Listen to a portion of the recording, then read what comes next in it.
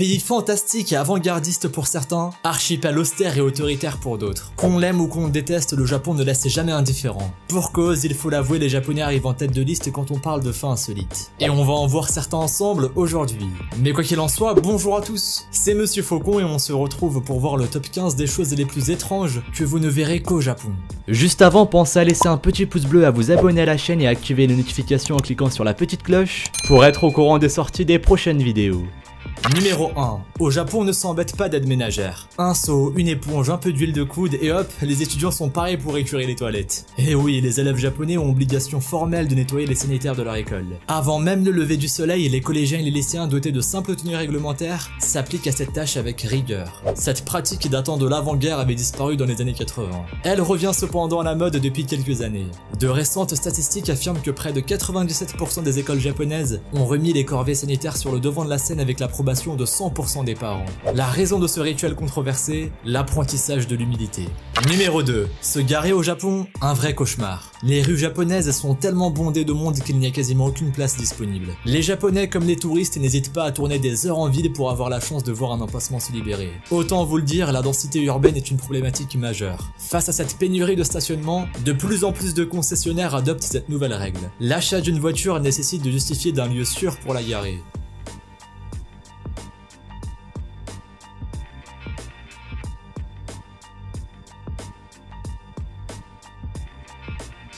Autrement dit, pour acquérir un véhicule, les Japonais doivent désormais bénéficier d'un garage ou d'une place de parking privative. Numéro 3. Prendre les transports en commun au Japon est une expérience hors du commun. Si vous trouvez les métros parisiens bondés, c'est que vous n'avez jamais mis les pieds dans un métro japonais. Et oui, ces derniers sont tellement surchargés que les portes n'arrivent plus à se fermer. L'expression être les uns sur les autres prend vraiment tout son sens. Les gens sont si nombreux dans les rames que des personnes sont payées uniquement pour les pousser à l'intérieur et faciliter la fermeture des portes. Croyez-le ou non, mais la scène est assez comique à regarder. Durant les heures de pointe, des agents en uniforme tassent littéralement les passagers pour que tout le monde puisse entrer dans le fameux petit wagon. Un trajet qui ne doit pas être des plus agréables.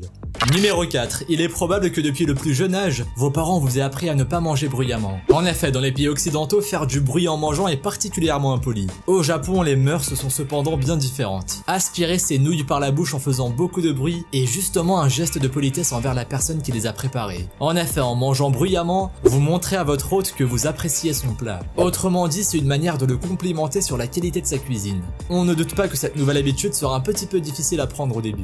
Numéro 5. Toujours dans la rubrique déjanté, un drôle de festival a lieu 2 fois par an au Japon. Nommé Adaka Matsuri, soit Festival de la boue, ce dernier nécessite de se mettre en tenue traditionnelle. En effet, le principe est simple. Des hommes vêtus généralement d'un simple pan japonais doivent s'affronter amicalement dans la boue. L'objectif étant d'obtenir avec ses concurrents un talisman porte-bonheur en bois lancé par des moines bouddhistes. Toujours dans un esprit bon enfant, les participants vont parfois saluer le public et leur barbouiller le visage debout.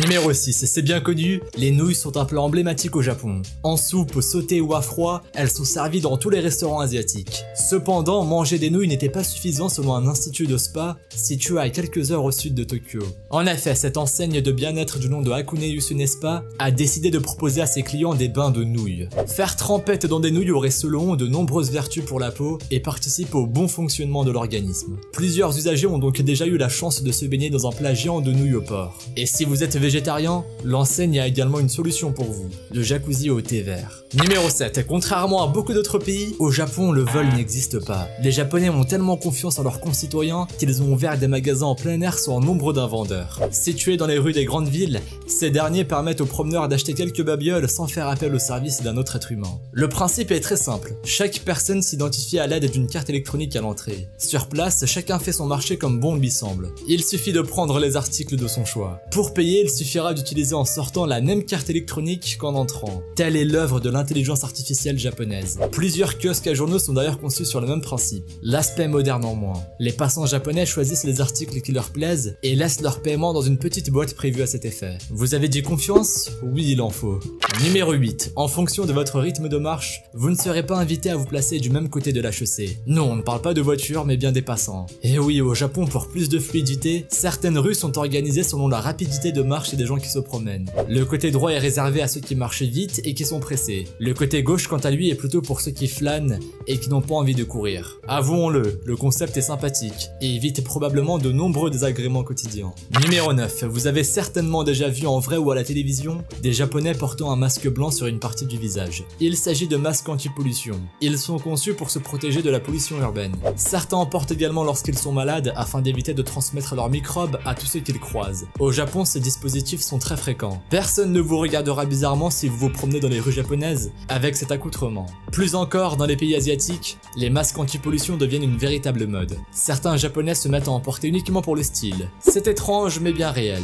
Numéro 10. En se baladant, les Occidentaux sont habitués à percevoir des déchets. Mégots de cigarettes, bouteilles vides, emballages plastiques. Malheureusement, on en trouve à tous les coins de rue. Au Japon, ces mauvaises habitudes n'existent pas. Bien au contraire, le Japon dispose de villes parfaitement propres. Tellement propres que les employés municipaux ne disposent pas de camions ni de poubelles géantes, mais simplement de minuscules pinces prêtes à ramasser le moindre petit déchet. Les Japonais sont particulièrement méticuleux concernant la propreté.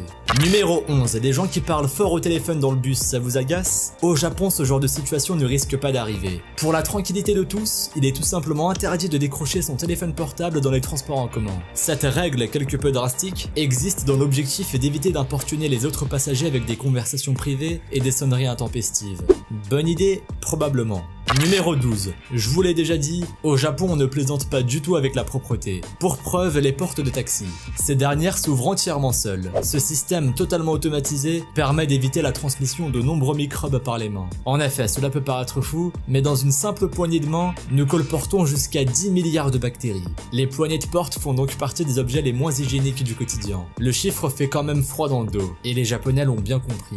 Numéro 13. Ça peut paraître glauque, mais le Japon est le pays où le suicide est la première cause de mortalité chez les jeunes. Pour mettre fin à ces jours, il n'existe pas 36 000 solutions. Parmi les plus courantes, on retrouve évidemment celle qui consiste à se jeter sous les rails d'un train. Dans la plupart des cas, c'est radical. Eh bien, sachez-le, au Japon, se suicider de cette façon peut coûter très cher. Au lieu de percevoir les choses avec empathie, les Japonais restent en toutes circonstances très pragmatiques. Très à cheval sur la ponctualité, ils considèrent qu'un suicide engendre un retard important sur les horaires de départ et d'arrivée des trains. Ainsi, tout suicide sur les rails est passible d'une grosse amende. Autrement dit, la famille de la victime risque de recevoir un courrier lui sommant de payer un montant relativement salé. Bien évidemment, cette mesure est au cœur des polémiques. Numéro 14. En grande surface, il vous paraît tout naturel de tendre la monnaie au caissier. Au Japon, c'est inenvisageable. Toujours pour des mesures d'hygiène, les Japonais proscrivent les échanges d'argent de la main à la main en magasin. Les vendeurs ne doivent pas accepter de toucher la monnaie, ni la rendre directement au client. Pour effectuer les transactions, une boîte est prévue à cet effet. Il vous suffit d'y déposer votre paiement dedans. Si le vendeur doit vous rendre la monnaie, il fera de même.